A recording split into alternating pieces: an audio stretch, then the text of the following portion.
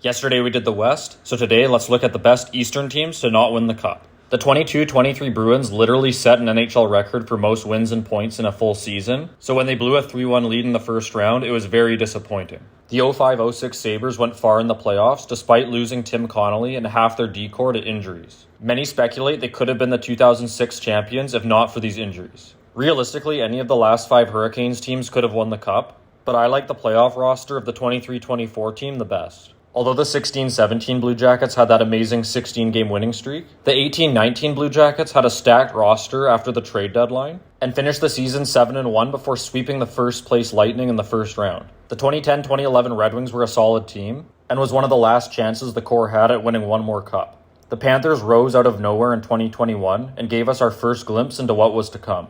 Picking the best Canadiens team basically comes down to when Price was at his peak, which was the 14-15 season. But even Price aside, the team was still better compared to other seasons. I was really debating between the 11-12 Devils and the 22-23 Devils, but I decided to go with the 11-12 Devils since they had the best penalty kill of all time and proved that they were built for playoff hockey. The 2021 Islanders really amplified their game in the playoffs and were one win away from the finals despite facing 3 difficult opponents. The Rangers had many great teams, but I felt like the 14-15 team was peak Lundqvist as well as an excellent team in front of him. The 05-06 Senators fall into the exact same boat as the 05-06 Sabres. The Sens were absolutely stacked but lost goaltender Dominik Hasek due to injury at the Olympics, so they were slightly handcuffed in the playoffs and ended up losing to the Sabres. The 2019-2020 Flyers were the hottest team in the league until the COVID pause happened, and unfortunately they didn't carry all of that momentum into the playoff bubble in August. The 2013 Penguins were a great team to begin with, and then they loaded up on the deadline and also had a 15-game winning streak in there too.